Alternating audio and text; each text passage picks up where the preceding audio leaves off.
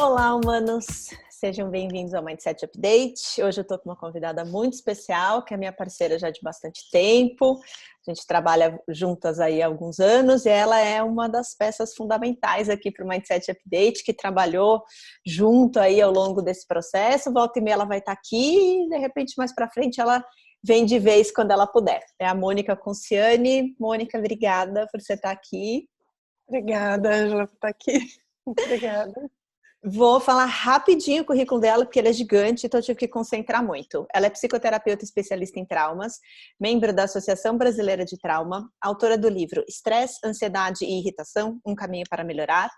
E ela atua com várias técnicas como Somatic Experience, constelação sistêmica, renascimento, hipnose, enneagrama, PNL, e por aí vai.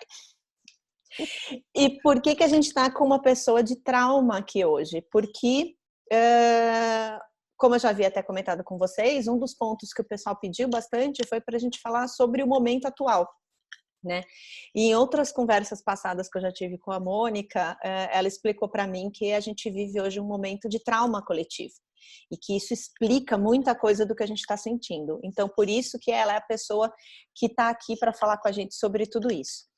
Bom, Mônica, uma das questões que o pessoal trouxe quando eu pedi para dizerem o que eles queriam e tal, foi essa questão de como se achar em meio a tudo isso. Teve uma das frases até que eu peguei de uma das pessoas que escreveu que eu achei muito bom. Ela falou, eu quero tentar me achar nesse mundo que virou de cabeça para baixo. E aí eu lembrei de uma conversa que a gente já teve um tempo atrás, logo que o estudo começou, onde eu relatei que vários clientes meus, várias pessoas que eu atendo, e até eu mesma, às vezes a gente se sentia como uma barata tonta. E aí eu falei para você, falei, Mônica, eu acho que a gente vai ser a geração barata tonta, porque todo mundo meio sentido barata tonta. Então, ajuda a gente a entender isso melhor. Por que a gente está com essa sensação de que tudo virou de cabeça para baixo e que a gente está perdido? Bom, Ângela, lembra que, assim, só para recapitular, quem não conhece, não me conhece, né, explicar bem rapidinho de como é que funciona um trauma, né?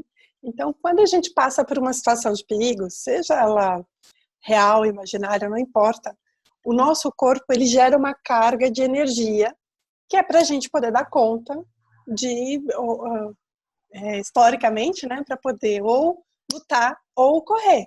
Esse seria o objetivo do nosso corpo, gera essa carga de energia, o natural essa carga sobe, o nosso corpo dá conta disso, de lutar ou de correr, e aí passou o perigo, essa carga desce, né? Então isso é descarregado do nosso sistema nervoso. Esse é o ciclo natural, normal. O que acontece é que quando o impacto, ou ele acontece cedo demais na vida, quando você é muito jovem, quando é bebê ou até antes do nascimento, por exemplo, ou quando o impacto é uma carga muito grande, ou quando ele vem rápido demais. Essa carga, ela não é totalmente processada e não acontece esse movimento de descarga. Então, isso fica aprisionado no nosso, fica uma energia sobressalente no nosso corpo que não é processada e isso vai dando toda a sensação de ansiedade.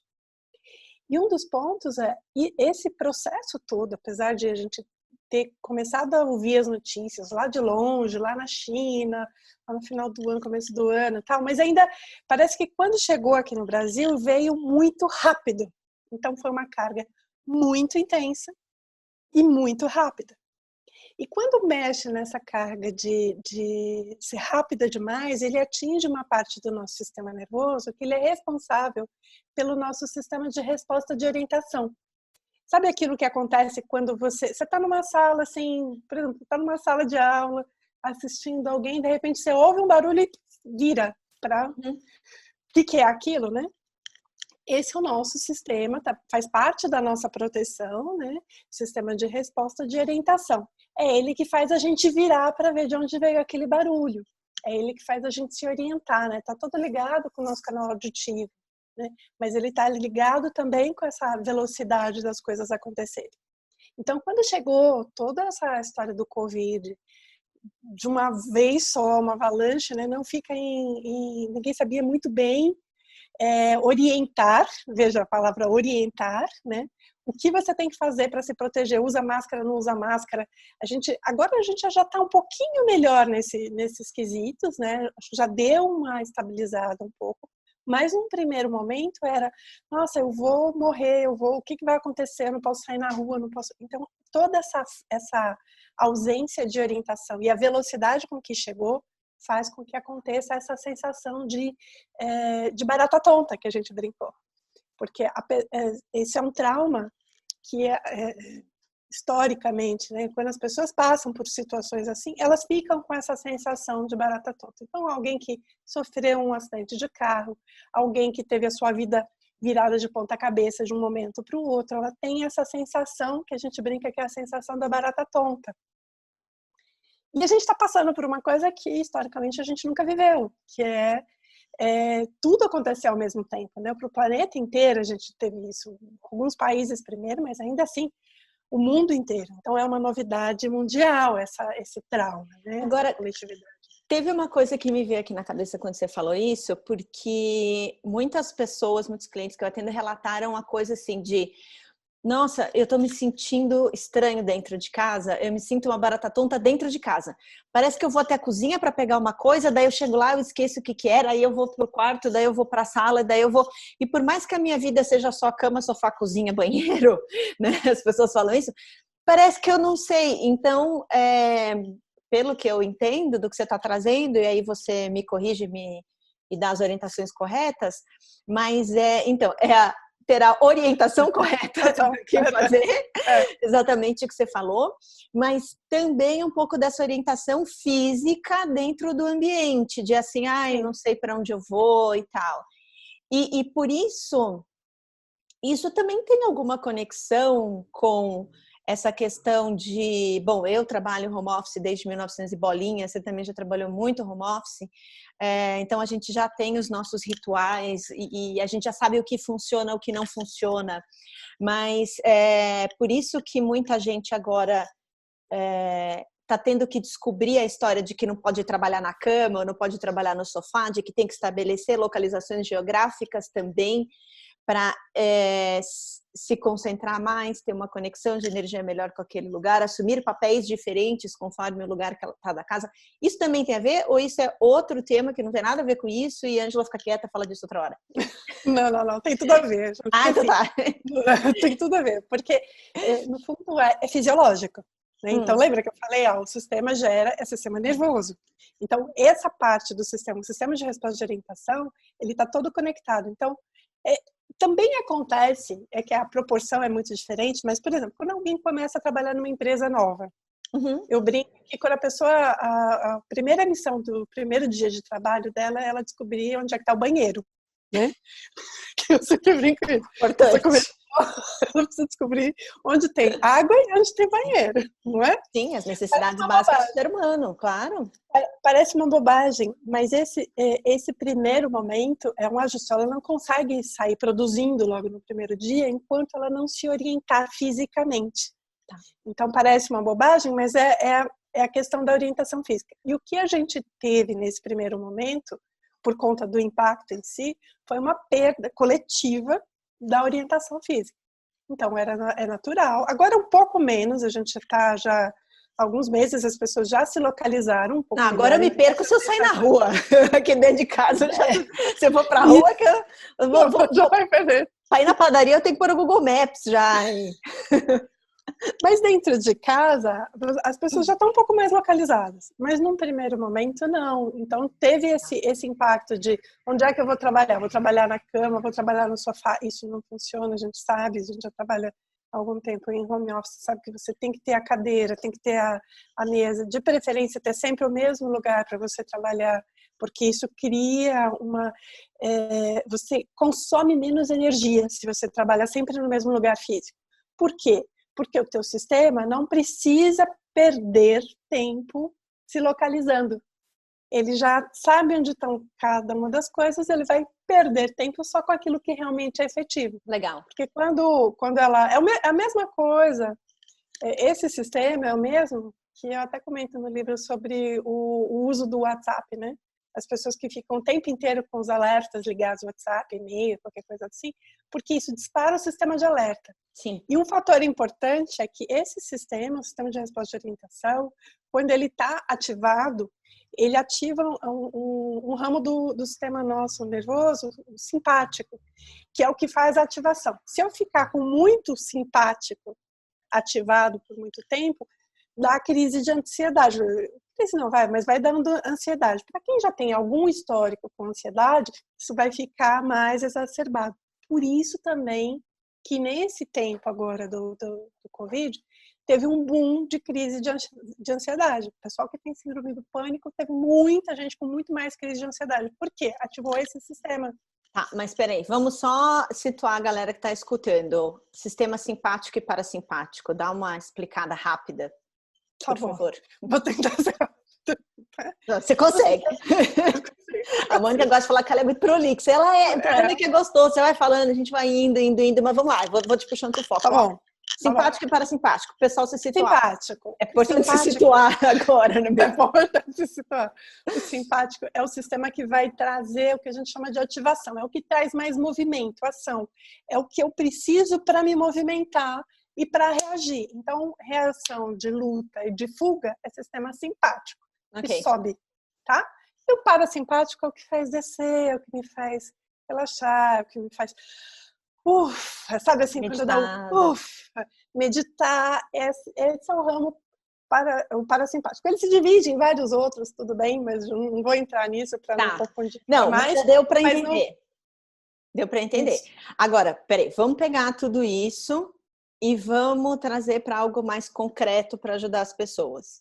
Então, a gente já consegue entender que o que a gente viveu é um trauma coletivo e que isso mexe muito com o nosso corpo também. E por mexer com o nosso corpo, mexe com a nossa cabeça, coloca a gente num terreno incerto, né? E a gente já tinha, né, estudos de antes, a gente já vinha falando sobre isso, tanto eu quanto você, a questão de você trabalhar, liderar e operar em sistemas, em ambientes de ambiguidade, ambientes de incerteza e tudo mais, só que aí veio, né, a Covid e tornou isso muito amplificado. Então, assim, como que a gente pode ajudar as pessoas a trazer isso para o mais concreto? Tá? Então, por exemplo, uma das questões que uma das pessoas que respondeu lá, ela escreveu assim para a gente: como viver em momentos de incerteza e momentos de ansiedade? Tem um ponto que é importante, até você falou assim, a gente passou por um trauma coletivo e, na verdade, a gente ainda está passando. Você tem razão. Ele não passou, porque ele só vai passar a hora que a gente se sentir realmente seguro. E ninguém no mundo está se sentindo realmente seguro. Você viu aquele memezinho dos astronautas? Achei mó legal, que tinha foto dos astronautas sorrindo assim na cápsula indo viajar e o pessoal escrevendo assim embaixo o sorriso tranquilo de alguém que conseguiu sair desse planeta em 2020. Um monte de gente queria estar lá, eu só fugir daqui. Nossa. A gente ainda está no meio, né? Então, quando a gente ainda está, o nosso sistema todo não entende que já chegou em segurança. A gente já tem um pouco mais de localização. Isso a gente já melhorou, né? A gente já sabe que agora a gente quem está trabalhando em home office, que está trabalhando em home office, o que é um pouco mais seguro, o que é um pouco menos, mas ainda assim a gente ainda tem um perigo que é invisível e que está aí, né? Então, o que ajuda, enquanto o trauma não se encerrar, a gente não consegue renegociar ele, que é o que a gente faz com o trabalho meu que você conhece, de renegociação de trauma. A gente só consegue renegociar o trauma quando ele já se encerrou. E esse ainda não se encerrou. Ele vai se encerrar no momento em que, por exemplo, descobrirem um remédio que você toma ali e não tem mais perigo, ou que tem uma vacina, algo que aconteça que fala assim, agora não tem mais risco, né? A gente já baixou o risco, tá lá pequenininho, aí beleza, aí vai ter se encerrado o trauma. Por enquanto a gente ainda tá no meio dele. E aí o que ajuda nessa, né, que você tinha perguntado, o que ajuda? A gente, primeiro, que isso já tá um pouco melhor agora, ter localização. O que é isso? Ter elementos de localização. O que é isso? Por exemplo, dentro de casa, a pessoa já sabe onde é que ela trabalha, onde é que estão as coisas, ela se localiza. Parece pouco, mas isso ajuda o sistema a integrar. Então, quando o físico já entende as localizações, de onde estão as coisas dentro de casa, qual é o caminho se eu preciso ir num mercado, qual é o caminho mais seguro, o que eu preciso fazer, eu preciso colocar luva, eu preciso colocar máscara, o que eu preciso fazer para ir, para estar mais segura, se eu precisar ir num hospital, como é que eu faço para ir até lá, quem é que vai me ajudar, entende? Ter essas localizações ajudam o sistema a tranquilizar. Tá? E aí, desculpa te interromper, mas assim, não é que a gente não saiba isso. Todo mundo sabe na padaria, sabe no mercado, não sei o que, não sei o que. Sim. Mas é como se isso já tivesse, não. É quando isso passa a estar realmente incorporado, né? Acho que essa é a palavra. Então, incorporar, né? Sim. A essa nova normalidade, talvez por isso que tanta gente fala do novo normal, né? Então, antes eu tinha determinados hábitos, determinados caminhos, determinados rituais diários que eu seguia, de repente acordar, tomar café, pegar o carro ou o transporte público e trabalhar, tal. E agora passam a existir outros rituais. Então, eles precisam estar incorporados para a gente se sentir seguro e baixar a ansiedade, é isso? Isso. E aí você me falou uma coisa que eu me lembrei, porque para algumas pessoas elas já conseguiram fazer isso naturalmente, outras ainda não, que é estabelecer rotinas. Por isso que o pessoal que já trabalhava em home office fala que está tendo uma grande vantagem em relação aos outros, né? A gente não sentiu tanto impacto. Porque assim, por exemplo, tem gente que está trabalhando em home office, mas um dia começa mais tarde, outro dia mais cedo, um dia trabalha na sala, outro dia no escritório, outro dia trabalha no quarto. Isso é terrível para o sistema. Sim. Então, o ideal é estabelecer uma rotina. Acordo todos os dias, X horas. Um dia ou outro, você mudar, tudo bem. É como quando você tem a rotina de ir até o trabalho no local físico de cidade. Você tem aquela rotina diária e, vez ou outra, você faz uma mudança, vai tem passear. Uma flexibilidade eventual ali. Tá tudo certo. Mas tem que ter uma rotina mínima, porque isso traz cerebralmente, corporalmente, uma tranquilidade para o seu sistema. O sistema não vai se desgastar tanto. Porque quando não tem, o sistema, mesmo que a pessoa fale, não, mas eu não gosto de rotina, ainda assim, o sistema dela precisa de alguma forma de rotina. Tem essa rotina, vai deixar as pessoas mais calmas para tomarem decisões? Vai, ajuda, isso ajuda bastante. Porque quando eu tenho essa rotina, lembra que eu falei dos picos de energia? Sim. Se eu tenho a rotina, aliás, se eu não tenho a rotina, cada vez que eu preciso puxar desse sistema de resposta de orientação, eu vou ter uma sobrecarga de simpático, né? O sistema simpático vai sobrecarregar, vai ter essa carga maior. Quanto mais eu tenho essa carga, menos eu consigo pensar rapidamente, menos eu consigo ter clareza de pensamento, de raciocínio. Então, quanto mais estabilizado, quanto mais esse ciclo acontece suave, mais fácil fica de raciocinar. É aquela velha coisa que a mãe da gente dizia quando a gente era criança, de tipo, tem que ter hora para tomar banho, hora para escovar o dente, hora para comer, hora para dormir, não sei o que, não sei o que, lição de casa tem que fazer sentado na escrivaninha, na mesa, não pode fazer sentado na cama, aquelas coisas. São coisas que a gente realmente precisa. E que, às vezes, na vida adulta, hoje em dia a gente pode achar que é bobagem, mas elas fazem diferença real na nossa ansiedade e no nosso centramento. Vou te falar uma coisa, viu? Antes de eu estudar tão profundamente toda essa questão do sistema nervoso, eu achava que isso era bobagem. E aí, para mim, eu achava assim... O que fez você girar essa chave e entender o nível de importância e, de repente, como é que você pode passar isso para a gente aqui? O que pode, talvez, fazer a gente entender o nível de importância disso? Isso está conectado com o hábito também. Tá conectado com o hábito. Para mim no meu caso, foi entender o quanto que o sistema nervoso interfere no raciocínio cerebral. Então, eu achava que isso não era... Ótima.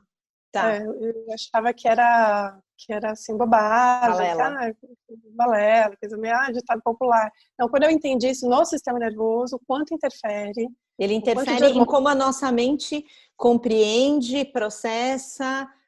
raciocina, toma decisões e tudo mais. Sim. Isso tem muito a ver com um trabalho de foco que eu faço. Eu faço um trabalho de foco que tem muito a ver com isso. Até um dos temas que eu vou jogar aqui mais pra frente, porque teve gente que pediu também foco. De repente, nesse dia até te chamo pra gente trocar uma ideia. Mas tem umas técnicas que eu uso de um estudo feito na Faculdade de Medicina de Harvard, que eles colocam bastante isso. Até eu postei alguma coisa no Instagram ali, essa questão que a gente vive uma epidemia de distrações, né? Não deixa de ter conexão.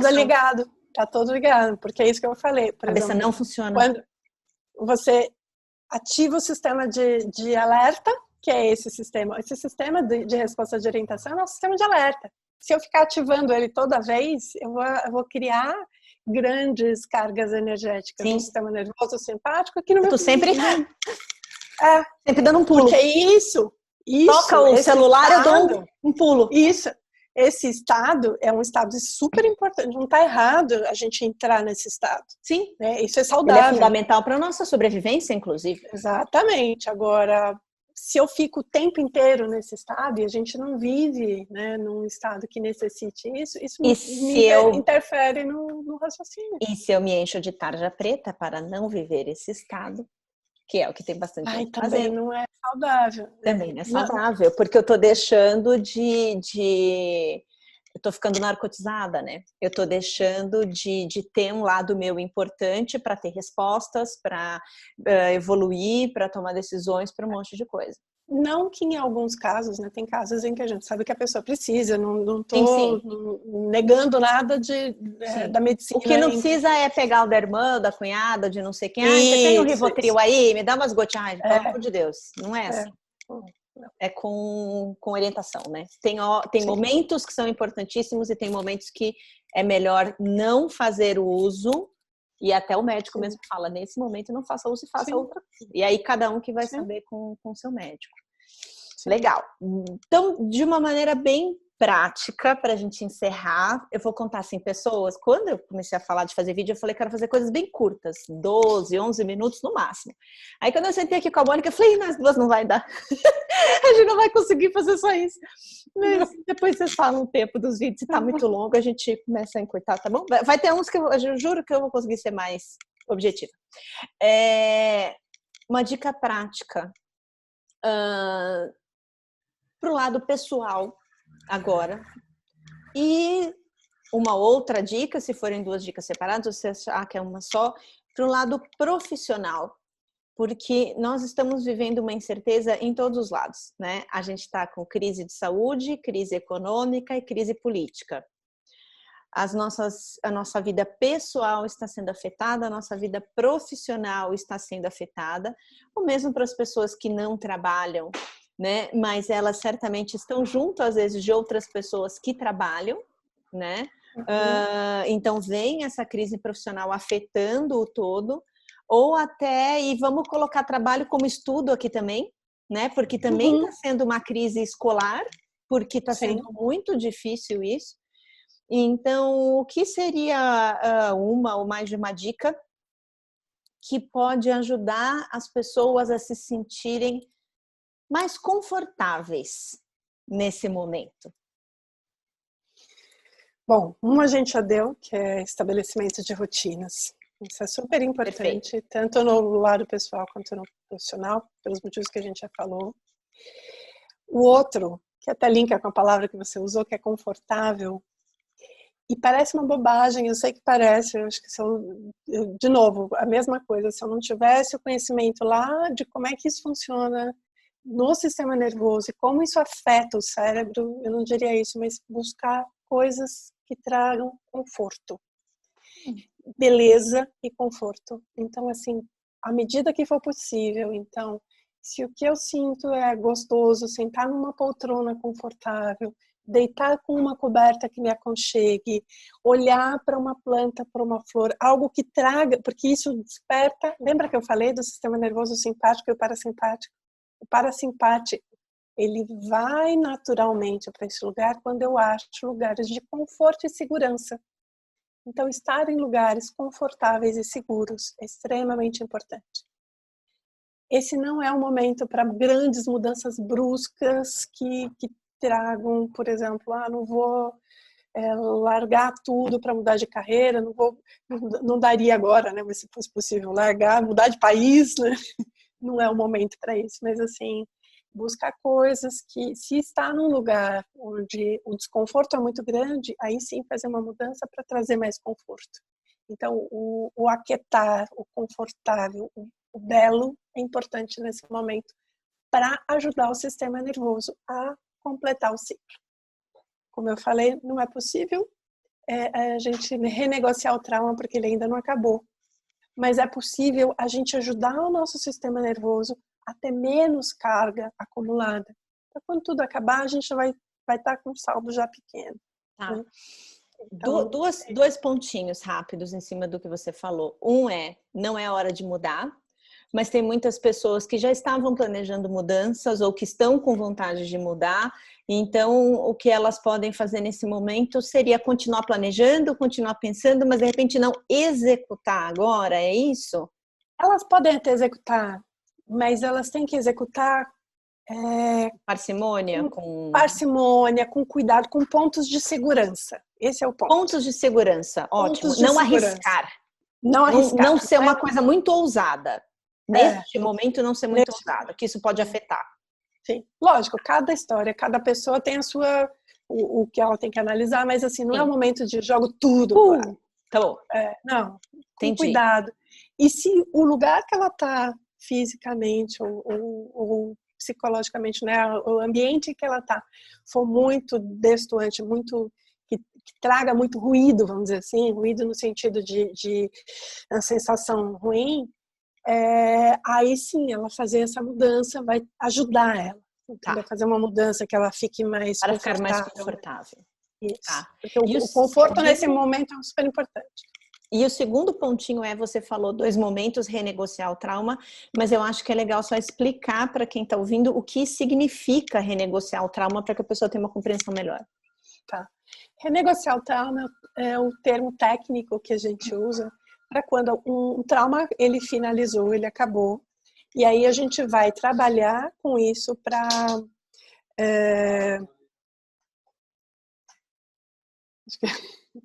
a gente vai trabalhar com isso. É o telefone, gente. O telefone toca, não vou cortar, não. Desculpa. Vai ficar. Tá bom. Não precisa, vai ficar direto. Não vou editar. Não gosto desse vídeo todo editadinho, não. Tocou o telefone, todo mundo escutou, não tem problema nenhum. Vai lá. Ok. Então, renegociar o trauma é a gente, depois que acaba um trauma, a gente ajuda o corpo a terminar de fazer o processamento de qualquer resíduo que tenha em função daquele trauma. Então, a gente renegocia o trauma por corpo, porque o trauma no corpo não é exatamente o evento que aconteceu, mas como o corpo traz um significado para aquilo e como ele reage, age e reage, como ele lida com aquilo. Então, quando o trauma foi finalizado, a gente consegue renegociar. Enquanto a gente está com o trauma acontecendo, a gente não consegue renegociar. O máximo que a gente consegue é fazer isso que eu falei, que já vai tirando essas cargas, o corpo já vai conseguindo lidar um pouco melhor com aquilo. Mas durante o trauma não é possível renegociar. Depois que ele acabar, aí a gente renegocia. Entendi. Muito bom. Existe trauma bom? Porque se existe um trauma bom, foi você ter entrado na minha vida. Obrigada. Gostoso também. Adoro você. Ela já tratou muitos traumas meus. A gente se ajuda, né, amor? O que diz do trauma, não que exista um trauma bom, mas que existe o crescimento pós-traumático. Então, você, cada uma das pessoas que está assistindo a gente, provavelmente não seria a mesma pessoa se não tivesse passado pelas histórias que passou. Sim. Se não tivesse, que é isso que a gente chama desse crescimento pós-traumático, né? Após um trauma, a chance da pessoa evoluir. E isso a gente pode falar para a gente como pessoa, indivíduo. Se a gente olhar para tudo que o planeta está vivendo, com certeza a gente vai ter um grande crescimento pós-traumático de tudo que a gente está passando. Muita coisa está sendo aprendida. Né? Então, não tem trauma bom, mas tem crescimento pós-traumático. Sem trauma, ninguém vive sem trauma. Todo mundo tem trauma. Sim. Trauma não são só coisas gigantescas, são pequenas coisinhas, né? Sim. Tem muita coisa aí que é trauma. Bom, muitas graças, muito obrigada. Você vai vir aqui um monte de vezes ainda. Tá Vou bom? tentar ser mais objetiva em cada um dos próximos. Tá bom. Que é difícil. Mas eu também fico dando corda. Eu falei que eu ia fazer 3 perguntas para ela, gente. Aí na hora de começar, eu não vou conseguir. Adorei. Obrigadão. Beijo, obrigada. Beijo. Tchau, tchau. Tchau.